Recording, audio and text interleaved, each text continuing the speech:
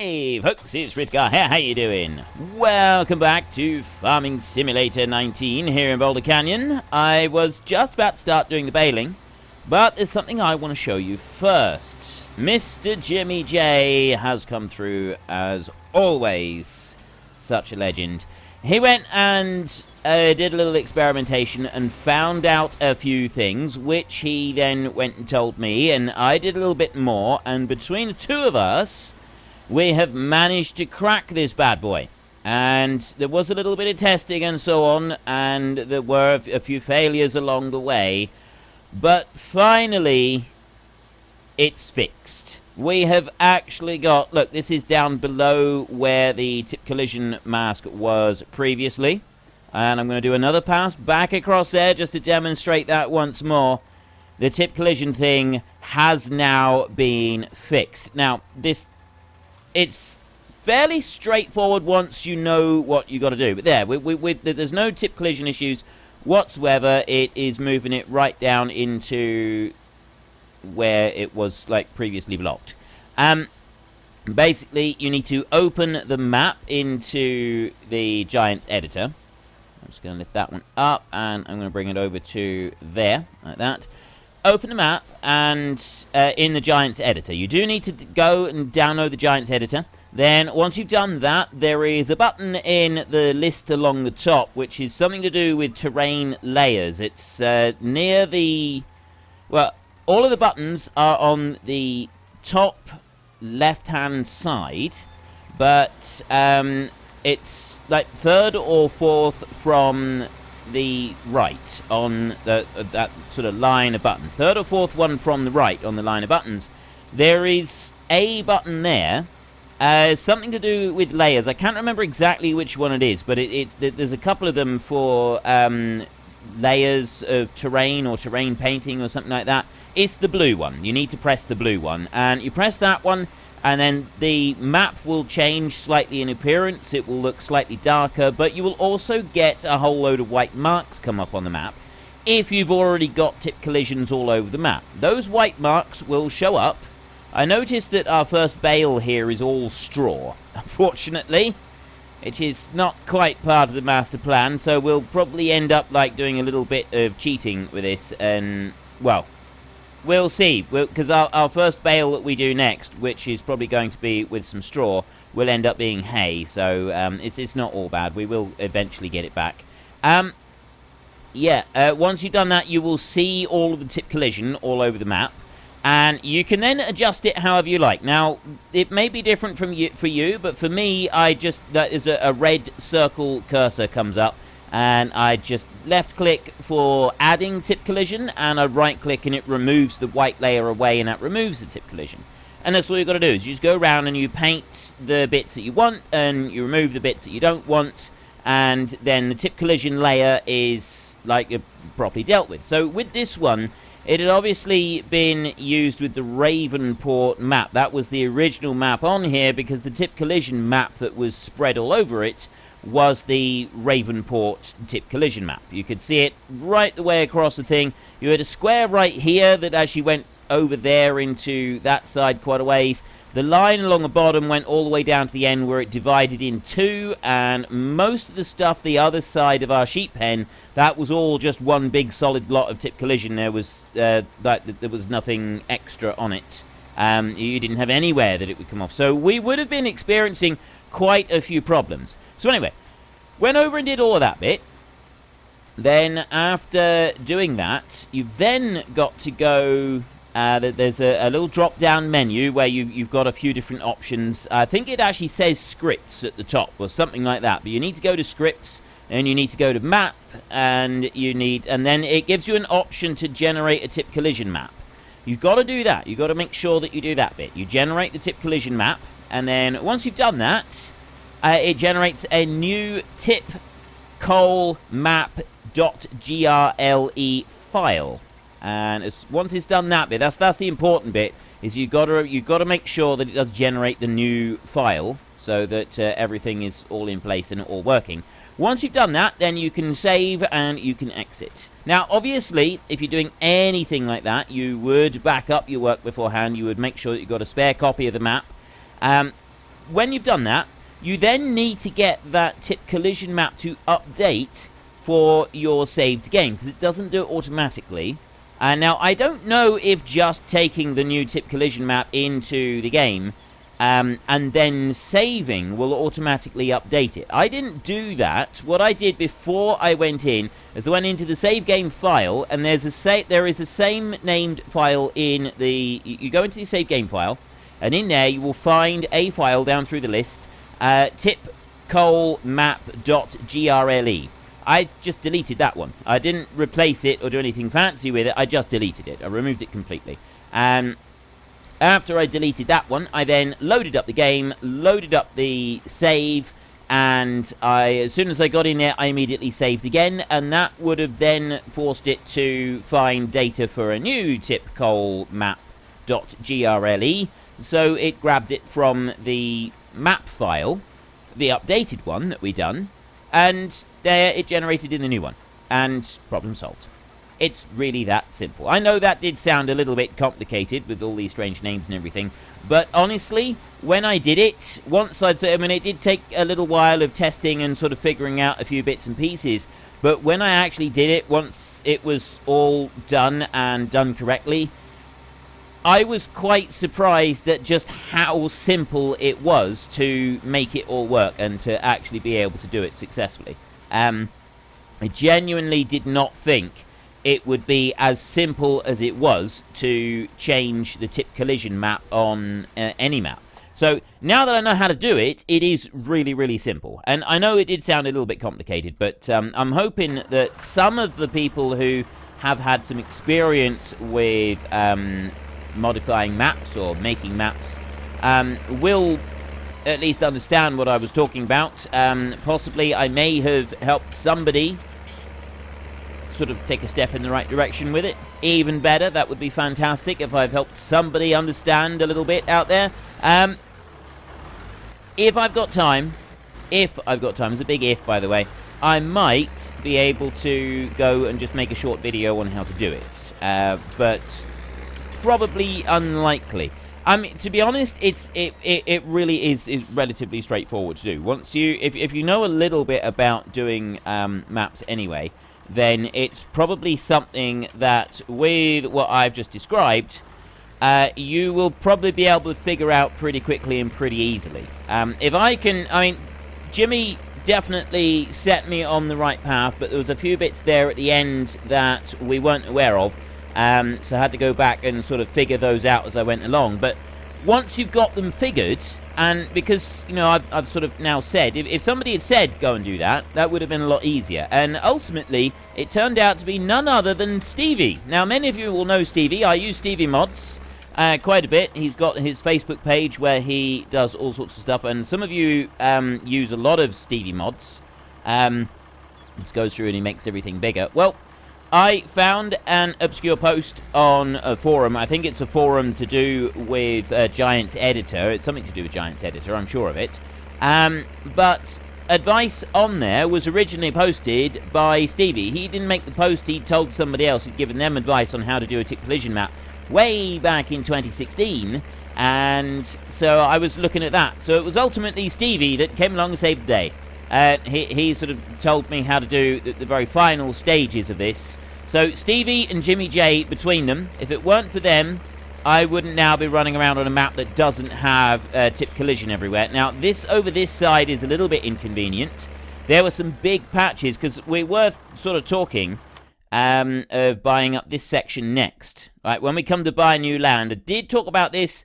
Most people said you want me to buy this bit over here, and there were some big tip collision areas over here. Most of this was tip collision, and there was some more down here somewhere, and then we've got our square up here that we've had issues with, and we've had this sort of square here, and it sort of came out here in a great big sort of building, so there's a huge area there.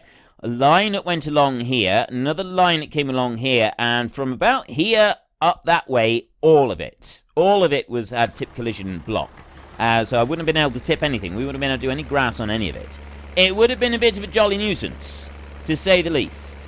So that is all gone. So thanks to the diligent work of Jimmy, and thanks to historical work from Stevie, we have now solved that problem. It is no longer going to be an issue for us, and I am absolutely thrilled to bits with it. I really am. And I will, when we come up here and we do the raking up here, you'll be able to see it as well, because it will start actually moving the crop over the bits where we've had trouble with previously. And when we go back to doing work in this field with the mower and the baler, we're not going to have it all balling up on the mower and sort of accumulating like that. I'm so thrilled about this. I really am. I am absolutely thrilled and over the moon about this. I cannot describe enough just how thrilled I am. Right, I'm going to leave that there, so I'm going to turn off, and I'm going to unload it onto the trailer like that, and then I'm going to take this tractor around here. We're going to go and get that rake hooked on, and we are going to start doing the raking. So I'll bring you back over here like that. Now, it will have a little bit of a hiccup over this side against the big stone. It always does. We know about that. But what I want to do is I want to come over here, and I want to get a little bit of this started first. So I'm going to go to about there, I think, like that. And I'm going to press H so that he starts. He will move to there. And he will go up and he will do this little bit here. We've got this really, really huge quantity of grass right there. And do all of that. And there, look, see? Tip collision. It's gone out. It's gone over onto the bit, though it definitely wasn't allowing it beforehand. Now, he's going to turn round. There we go. He's going to head back down the field again. And then once he's done that, he's going to turn around again. He's going to come back up the field. Surprise, surprise. I know, I'm as shocked as you are. And I don't know if he's going to stop then or if he's going to try and go right the way across. But that is... It's gone right into the area where it wasn't working before. And this is absolutely wonderful. As far as I'm concerned, this is nothing short of a miracle. It's absolutely fantastic. And I cannot begin to shout my praises of Jimmy J enough, because if it wasn't for the bits that he did to start with, figuring out how to get the tip collision map to show up and how to edit it and stuff like that, there is no way I'd have been able to do it. I could not find anything on how to show the tip collision map in the first place. Because I don't know anything about the editor anyway. So if it wasn't for what Jimmy did at the beginning of it, there is absolutely no way I would now have the map working properly. So I cannot sing his praises highly enough on this one. It's absolutely brilliant. It is amazing. It is awesome that he was able to do this, and I am thrilled to bits. And, oh, look, we're going to go on. We're going to go to there. He's going to do that ridiculousness right there. Right now, it's stopped the ridiculousness. And he's going to go up that way. But what he's going to do is he's going to turn around and he's going to go back over doing the long runs on the field. And I don't want him to yet. I'd like him to do the short runs. I'd like him to do that bit first. So I'm going to have him work the short runs first. He'll go all the way up here. And then we'll have to stop him and we'll have to manually send him off again this way. Because otherwise he'll do the long runs up and down the field. And I want him to do this bit, like I said. So you're going to go to there. And I'm going to press H on that one again. And he should just go up to that bit and then turn around and work these short runs. So we'll just watch him do this bit. So long as he does that, that'll be fine. I will then get the baler and we will start. We'll start working down there on the other short runs. And then we can move him over and start work over there. Once we have finished the baling, we will then go back to our normal 5 times speed. I don't want to do it before I finish the baling. Because otherwise we end up with... Are you... Really? You didn't come up this way, but you're going to head down that way? Seriously? Always got to cause trouble. The hired help has always got to find ways to cause trouble. Right, go back up that way. Hopefully it won't do it again. We'll just carry on down through here. There. See if you can do it this time without cause... No, you know what it's going to do? It's going to go over there. It's going to decide it's got to rake up that one. Just because. I bet it does. I bet it goes to turn left now. Just to be difficult. Just to be awkward. Oh, a little bit more. Go up to there. That's it. Now, turn right. You better turn right. does look promising. He always goes the opposite way first so that he can swing round the loop. Right, well, that bit's promising, at least. He's done that bit, so we're going to have to just... well, we don't have to. I'm going to choose to watch it just run down there again. Because I want to see if it's going to actually stop, turn around, and come back over here this time. I'd very much like it to. I'd very much appreciate it if that's what it could do. Run all the way up through there. Right up to the top. A little bit further. A little bit further, and... right, it's still left a little bit of a blip right there, but it's backing up. Now what's it doing? It's going to there. He's shunting. He's turning. He's turning. Yes, we have progress, ladies and gentlemen. We have progress. Right, that means I can carry on with this.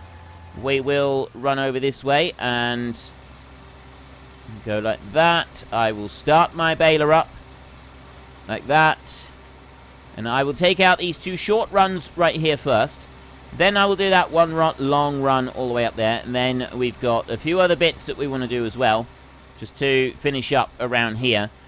And we're not going to have this whole issue anymore. That whole issue has now finished. It's not going to be a problem for us ever again. Well, not on this particular series anyway. Future series it might. We may encounter the same thing again, but I'm now happy that I will be able to correct this issue if we do encounter it once more. So, yeah, I'm very, very thrilled about that bit. Extremely thrilled about that bit. Let's go up here. That one's got just to come up to here, and then he'll turn around, and he's got the one more pass, and then he's done. So I'm going to ignore that. I'm going to go down this way again. We'll run down this short one here. I know I'm turning way too sharp for the baler. Way too sharp for the baler. Am I going to pick it? Left. I'll go back and I'll get that tiny little bit afterwards. Let's not worry about it for a minute. We'll run down there. We'll grab that later. I just want to finish this bit off first. Come down to you. And head on up again. So we've got one more bale. Well, we've got 2 bales now. And this hay should keep us going for a little while. We should be able to do a few rounds of selling silage bales from this field before we got to go back to doing the whole hay thing again. And yeah, without the tip collision, it's going to make it a little bit easier. I am wondering if... right, he's finished. I'm going to stop him there a second, and I'm going to go back that way. I like the way that we do it with the front mower. I like the way that we do the baling like that. However, I am wondering if that's like the most efficient way of doing it, whether we should be doing it slightly different than that. I think at the moment it doesn't really matter, but once we get bigger fields, then maybe it would be better if we were like slightly different on this. If we sort of... hang on, let me go there. If we... well, either just have the hired help working with the rake and the mowers, and we run up and down and do hired help doing the whole thing, and then manually bale each time, or find another way of doing it. I don't really know what other way of doing it I can do, though. I'm sort of thinking about this. I don't think really there is a better alternative, and there might be. If anybody's got any suggestions, I would love to hear it, but the big problem that we've got, I don't want to use courseplay. I don't like the idea of using courseplay in the super hardcore series, because it's basically automating too much. So I don't want to be automating too much on it. I'm already using courseplay on another series now. We're on the Alps series, and I'm using courseplay quite a bit on there. So I don't want to be jumping into that one on here, and like the follow me mod as well, and there's a few other mods. I'm choosing not to use them on this series, and yes, I'm using the AI vehicle extension. That's going to be about the limit of it, and I do try to limit the mods a little bit on this series, purely because I want people on console to be able to follow along as well, and that's sort of like the difference with this, is that I try to limit the mods I use. The variable bale capacity, I don't think, unfortunately, that is a console mod. So there are a few mods that I'm using that aren't available on console, but I do try to limit those. I don't want to use too many of those, and the only reason really I'm using the variable bale capacity is just to speed things up for us. If I was not using that mod, if I was doing a super hardcore sort of playthrough, but in my own time, and I wasn't recording it all, then I wouldn't be using a mod to alter the bale capacity. I would leave them at the 4,000 litre bale capacity, and I would be gathering them up like that. It's because doing it on camera, on the screen, means that I got to handle all of these bales, and that does get a little bit tedious. So if I do it like this, then we don't have the tedium setting in. It's not going to be boring and dull to watch. At least this is what I hope. And that just improves things just a little tiny bit, which is why I do it, which is why I use those. But for the most part, I don't want to be using mods that can't be used on console. So that's the main reason that well, also I'm not fond of courseplay. I appreciate courseplay, don't get me wrong. I've come to appreciate what it's able to do, and it is a very versatile mod now that I've got a bit more of an understanding of it, but I still don't necessarily actually want to be using it all the time. Because it still feels like it requires a degree in computer programming to be able to properly understand. And I don't have such a degree, so it just makes me feel stupid for the most part. And I'll be honest, I don't like feeling stupid. It's not something that I set out to do. I managed to achieve this result fairly regularly, so I don't need any additional help pushing me along towards it. And courseplay certainly does help me feel that far more than I feel that I should. So, yeah, there's another reason for me not wanting to use courseplay. Makes me feel stupid. And just grab that bit right there, and then back up. There is one little tiny bit down the hill that we'll go and get in a bit. We'll worry about that afterwards. Go over to here, and then I can start running up and down the long runs over there. That one's actually nearly finished now. I think he's going a little bit faster than me. Certainly going up the hill. It's quite slow for me going up the hill here. We're doing sort of... Oh, he's doing 11 all the way up. But he's likely to be doing 11 going up the hill as well as down the hill. Whereas we've got no chance of doing that. And... yeah, he's doing that whole thing where he reverses down and then he turns around... once he gets down to the stone, and he'll go and do the lower bit down there. But we'll let him do that. He can mess around there and have his fun. We'll go racing up through here. We're going to beat him down through there anyway. There. And then he'll get to about that point. If you reverse all the way down the field, I am going to be really annoyed with you. I accept that you do feel the need, all of you drivers, to go and do that bit right there. Reverse all the way up. I don't really know why you have to go and do that. There's no real logical explanation for it other than you just being difficult. But, you know, we'll allow that one. We'll let that one slide. But seriously, if you reverse all the way down to the bottom of the field, then I am going to get annoyed with you. I am going to be issuing P45s or whatever your equivalent... I can't remember. I talked about this before. We have the P45 here in the UK. That's what you get. If your P45 is what you get given when you leave your job, because it's got all your tax information. There is a US equivalent, but I can't. And you did all tell me. You told me what the equivalent was, but I can't remember what it is now. I've completely forgotten.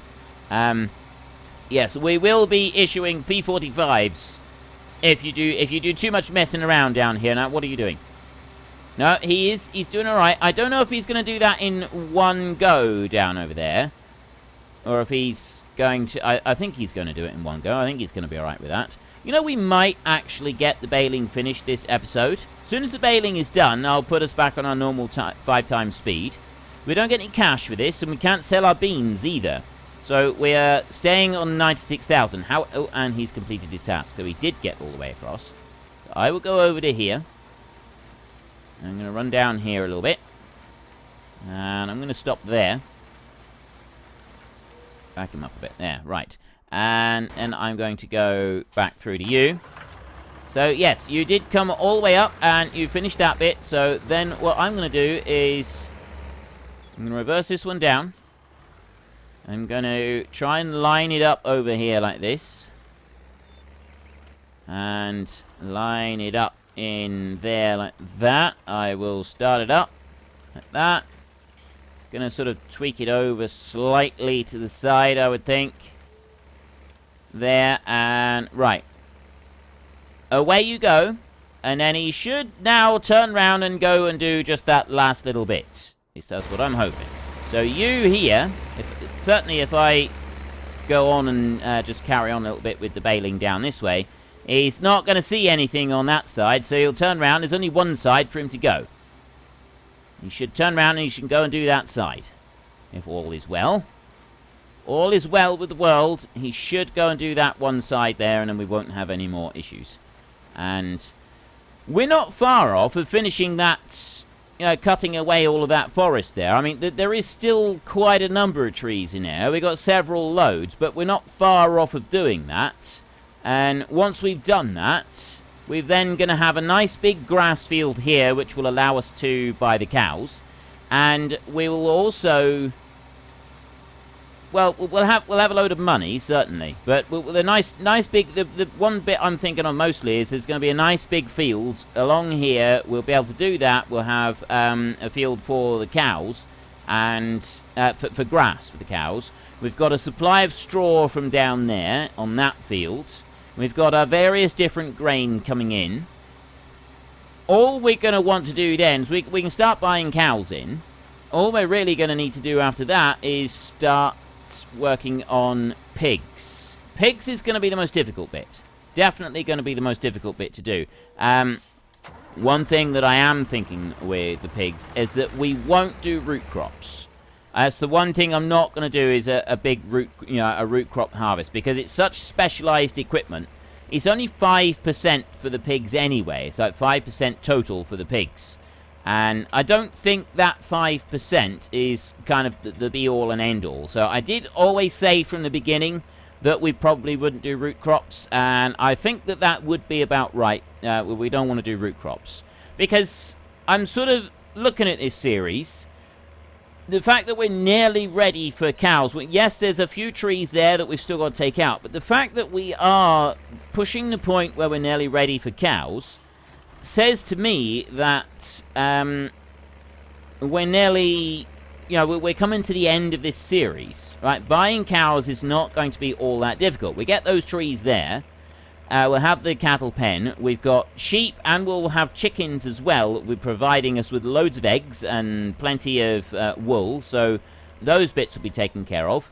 We're going to have a good source of income, which means that the cows are going to be pretty quick. We will be able to gather up those, or buy them pretty quickly. We'll be at the point where we can fill up a large cattle pen pretty fast, which means then we'll be moving on to pigs.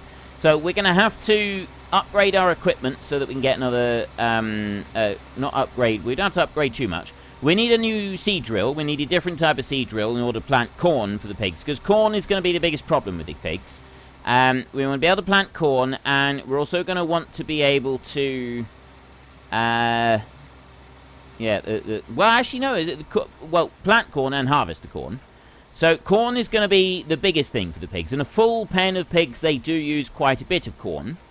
But a couple of harvests in succession down, I mean, even if we don't do them in succession, we do a harvest of corn down there, then we do a different harvest, then we go back through and we do another harvest of corn.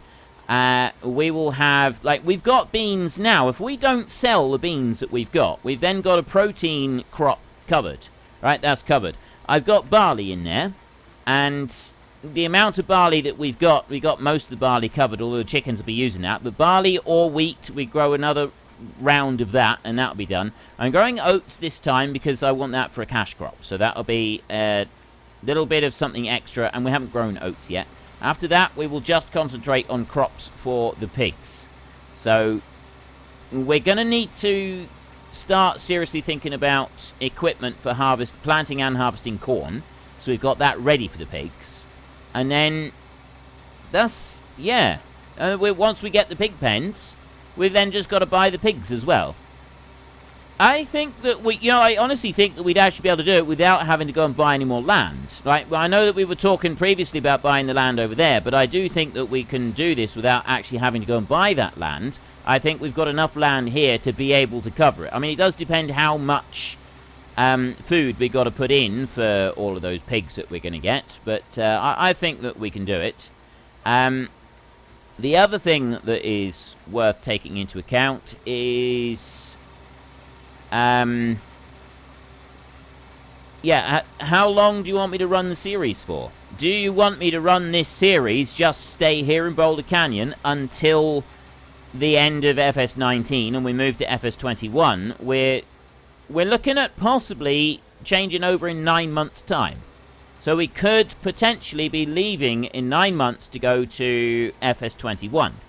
It's very likely going to be a bit longer than that, but there is definitely the possibility that it could be as little as 9 months.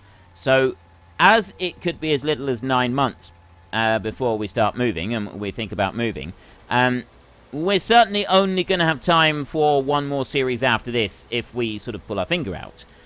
If I spend too long on here, we're not really going to have have a look at another series, so we would just sort of settle in and stay on this one. So it'd be interesting to get a little bit of feedback. Do you want me to stay here until FS19 comes to an end, FS21 comes out? Or would you rather I did move on to another one? Because I was thinking one more series, we wouldn't have time for two. Right, one more hardcore series is what we'd have time for. Realistically, when you think about it. We would, like, the way that I would do it different is that it would be a populated map. It wouldn't be a forestry map. We would start with nothing. Again, we would start with absolutely nothing at all. Quite possibly a hefty bank loan. And we would have a lot of the same rules as this time, except that it would be a populated map. And the way that we would earn our money to start with, because we would have no land to start with if we start a new one, is that we would have 2 contracting jobs. That's where we would earn our cash from.